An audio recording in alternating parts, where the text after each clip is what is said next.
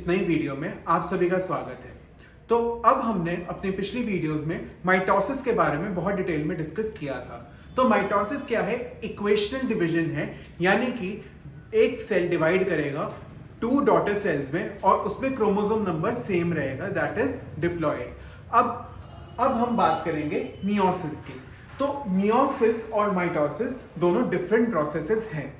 यहां देखा जाता है, जब हम मियोसिस को देखते हैं कि meiosis takes place in gametes, यानी कि वो सेल्स जो हमारे रिप्रोडक्टिव सेल्स होते हैं, and mitosis takes place in the somatic cells, यानी वो सेल्स जो रिप्रोडक्टिव सेल्स नहीं होते हैं। अब जनरली जो सोमैटिक सेल्स होते हैं उनके प्लॉइडी, यानी उनमें जो क्रोमोसोम नंबर है वो डबल होता है, यानी कि there are 23 pairs, right, and there are in total 46 chromosomes, right. लेकिन जब हम बात करते हैं मियोसिस की, यानी कि जब हम बात करते हैं गैमीट्स की, गैमीट्स आर जनरली हैप्लॉइड, मतलब कि इनमें 23 क्रोमोसोम्स होते हैं, यानी कि हाफ नंबर ऑफ क्रोमोसोम्स होता है, इसलिए इनको हैप्लॉइड कहा जाता है।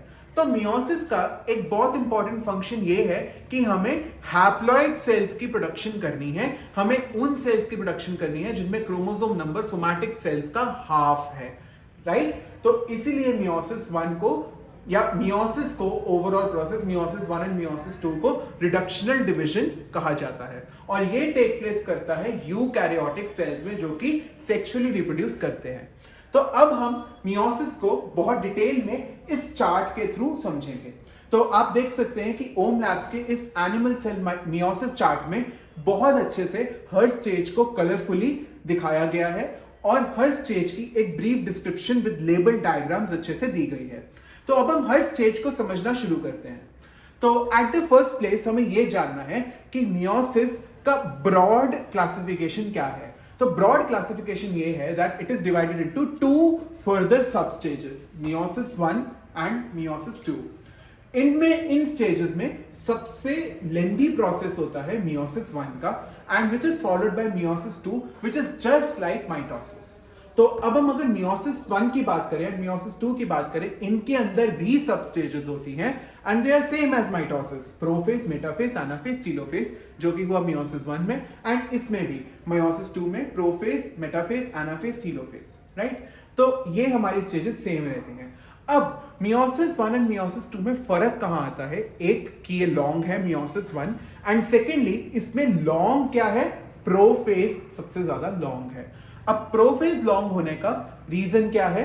वो रीजन है कि यहां पर जेनेटिक रिकॉम्बिनेशन होना जरूरी है, यानी कि वो क्रोमोसोम्स जो कि मदर से हमें इनहेरिट हुए हैं और वो क्रोमोसोम्स जो कि फादर से हमें इनहेरिट हुए हैं, उन क्रोमोसोम्स का आपस में मिलना और होमोलोगस क्रोमोसोम्स का साथ में पेयरिंग होना and after that crossing over होना, ताकि जेनेटिक मटेरियल एक्सचेंज हो सके। इस प्रोसेस को होने के लिए प्रोफेज लंबा होता है और ये प्रोफेज में ही होता है। तो अब हम जानते हैं कि हर स्टेज में कैसे प्रोसेस टेक प्लेस करता है। तो जैसे कि हम अगर इंटरफेज की बात करें, तो इंटरफेज में नॉर्मली सेल अपने सारे मटेरियल्स को गैदर करेगा, क्रोमैटिन नेटवर्क जो है वो कंडेंस हो जाएगा, nuclear membrane and nucleolus disappear तो नहीं होंगे, but they will actually become very much visible, क्योंकि सेल का जो साइज है वो बड़ा हो जाएगा। It is just like mitosis, जैसे कि हमने इंटरफेज में देखा था। लेकिन जब सेल जब इंटरफेज को पार करेगा, वो मियोसिस 1 के प्रोफेज 1 में एंटर करेगा। अब प्रोफेज 1 में क्या होता है? हम लोगों को बहुत एक डिफरेंट सा यहां पर एक विजुअलाइजेशन दिखेगा। उसमें हमें क्या दिखेगा? हमें दिखेगा कि क्रोमोसोम्स जो हैं वो ऐसे बीड लाइक अपीयरेंस में दिखेंगे। अब कुछ सेल्स में क्रोमोसोम्स आपको अटैच्ड भी दिख सकते हैं and Beed like appearance will be just like a bouquet. तो इसको कई बार बुके स्टेज भी कहा जाता है, and because it appears like a flower bouquet, कि एक फ्लावर है एंड इट इज एक बुके है and it is spread like that. तो ऐसा एक बीडेड अपीयरेंस आपको देखने को मिलता है, राइट। अब जब हम आगे बढ़ते हैं प्रोफेज 1 के जाइगोटीन स्टेज में, वैसे फॉर योर इंफॉर्मेशन प्रोफेज 1 के इस क्रोमोसोम बीडेड अपीयरेंस स्टेज को लेक्टोटीन कहा जाता है। तो prophase 1 is divided into 5 stages. अब उन हर स्टेज की हम एक एक बार डिस्कशन करेंगे। तो लिप्टोटीन फेज में हमने देखा पीडेड क्रोमोसोम्स हैं। अब हम आगे बढ़ते हैं जाइगोटीन में। तो जाइगोटीन में क्या होगा, जो होमोलोगस पेयर ऑफ क्रोमोसोम्स हैं, होमोलोगस पेयर ऑफ क्रोमोसोम्स यानी कि वो क्रोमोसोम्स जिनके पास सेम जीन्स हैं, हाउएवर उनमें से एक क्रोमोसोम फादर का है और दूसरा क्रोमोसोम मदर का है, सो दे विल कम टुगेदर, तो वो साथ आएंगे and they will actually join. तो वो जो प्रोटीन लैटिस है जो इन्हें ज्वाइन करता है वो विजिबल नहीं होता है, but you will actually see जब हम माइक्रोस्कोप पे भी इसे देखेंगे कि होमोलोगस क्रोमोसोम साथ में आ चुके हैं। होमोलोगस क्रोमोसोम्स साथ में पेयर हो जाते हैं और ये बनाते हैं साइनैप्सेस, और इस पूरे कॉम्प्लेक्स को कहा जाता है साइनैप्टोनीमल कॉम्प्लेक्स, यानी कि दो होमोलोगस क्रोमोसोम्स जिनके पास सेम जीन है वो इकट्ठे आ जाते हैं। ये क्रोमोसोम फादर का हुआ से फॉर एग्जांपल और ये मदर का हुआ, लेकिन जीन सेम है तो ये इकट्ठे हो गए। अब इसके बाद क्या होगा, पैकेटीन स्टेज में यहां पर ओवरलैपिंग या क्रॉसिंग ओवर शुरू होगा। तो क्रॉसिंग ओवर का पर्पस क्या है, रिकॉम्बिनेशन होना, यानी कि जेनेटिक इंफॉर्मेशन का एक्सचेंज होना, ताकि मदर और फादर की जीन्स इक्वली डिस्ट्रीब्यूट हो सके। तो यहां पर जब क्रॉसिंग ओवर होगी तो ये स्ट्रैंड्स आपस में आपको दिख रहे होंगे क्रॉस होते हुए, and they form this crossing complex called chiasmata, right. तो यहां पर जैसा कि लिखा गया है, overlapping of sister chromatids and crossing over occurs. तो आप देख सकते हैं कि वो ओवरलैप भी कर रहे हैं और वो क्रॉस कर रहे हैं। तो क्रॉसिंग ओवर में जीन्स का एक्सचेंज होना एंड यहां पर कायस्माटा कनेक्शन बनना, राइट, ये हमारा होता है पैकेटीन में।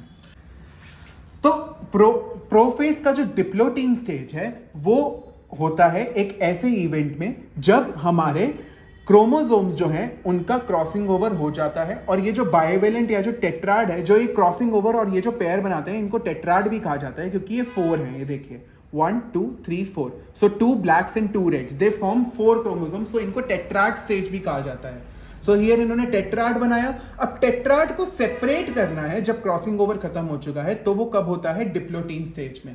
तो यहां पर अच्छे से आपको सेपरेशन दिखाई गई है एंड कायस्माटा अभी भी कनेक्टेड है। तो इस स्टेज में यूं तो ये सेपरेट हो जाते हैं, लेकिन ये कायस्माटा से जहां से इनका क्रॉसिंग ओवर हुआ है वहां से कनेक्टेड रहते हैं।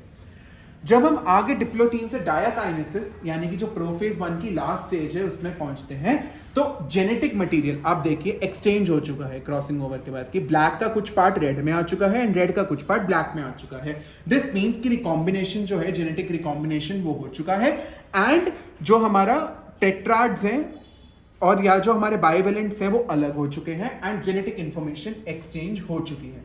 अब फाइनली क्या होगा, प्रोफेज की जो नॉर्मल प्रोसेसेस हैं वो टेक प्लेस होना शुरू होंगे, यानी कि न्यूक्लियोलस डिसअपियर होगा, न्यूक्लियर मेम्ब्रेन डिसॉल्व होगा और स्पिंडल फाइबर्स फॉर्म होने शुरू हो जाएंगे जब हमारे सेंट्रोसोम्स पोल पर पहुंच जाएंगे।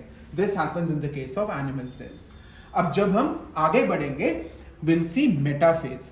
तो मेटाफेज पे क्या होगा, अगेन ये जो क्रोमोसोम्स हैं जिनमें जेनेटिक इंफॉर्मेशन एक्सचेंज हो चुकी है, they will come on equatorial plate and यहां पर स्पिंडल फाइबर्स उनके सेंट्रोमेयर्स में जाके अटैच हो जाएंगे, राइट।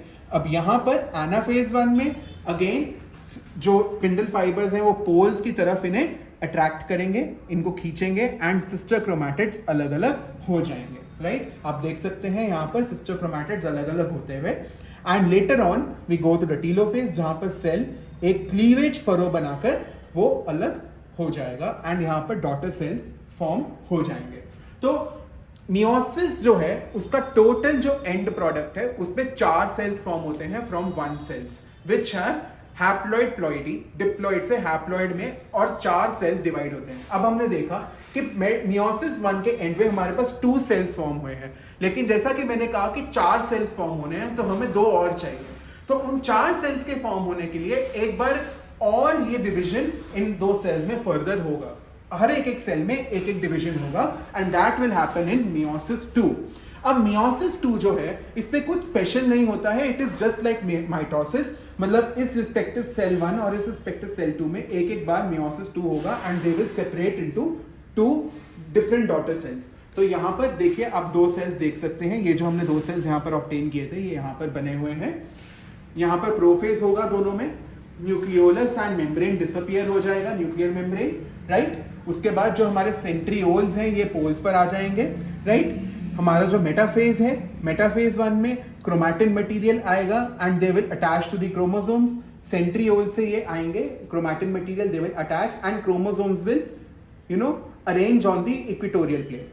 लेटर ऑन यहां पर एक सेपरेशन होगा एनाफेज 2 में, जहां पर पोल्स की तरह स्पिंडल फाइबर्स हमारे सिस्टर क्रोमैटिड्स को पुल करेंगे एंड यहां पर आप देखिए वो पुलिंग हो रहा है. एंड लेटर ऑन टीलोफेज, यानी कि हमारे जो सेल्स हैं वो पोल पर जाकर न्यूक्लियस बना लेंगे and after that cytokinesis take place होगा, जिसमें हमारे 4 डॉटर सेल्स हैप्लॉइड फॉर्म हो जाएंगे. Now as I told you what is the difference between haploid and diploid. Haploid means यहां पर क्रोमोसोम नंबर हाफ है, आप देख सकते हैं कि हाफ ऑफ क्रोमोसोम्स प्रेजेंट है, राइट. तो इसीलिए इसको रिडक्शनल डिवीजन कहा जाता है, यानी कि इसमें 4 सेल्स फॉर्म होंगे जिनकी प्लॉइडी या जिनका क्रोमोसोम नंबर सोमैटिक सेल्स का हाफ है, यानी कि if somatic cells are on a 2 and ploidy the gametes will be on end ploidy, right. But जब इनका फर्टिलाइजेशन होगा, यानी कि अगर स्पर्म सेल है और ये हैप्लॉइड है, जब इसका ओवम के साथ फर्टिलाइजेशन होगा it will again become 2n और diploid, right. And it will again form the zygote and then after that the newborn or infant will be born. So this is how the process of meiosis takes place in animal cells or gametes. तो इस product के regarding, इस animal cell meiosis chart के regarding आपकी कोई भी query हो, आप दी गई मेल आईडी पर हमें संपर्क कर सकते हैं. और क्योंकि हम आपको हर स्टेज एक स्लाइड, एक परमानेंट स्लाइड के थ्रू माइक्रोस्कोप में भी विजुअलाइज करवाएंगे, तो हमारी वीडियोस के साथ आने वाले टाइम में बने रहिए हमारे ओमलास बायोलॉजी चैनल के ऊपर. Thank you so much.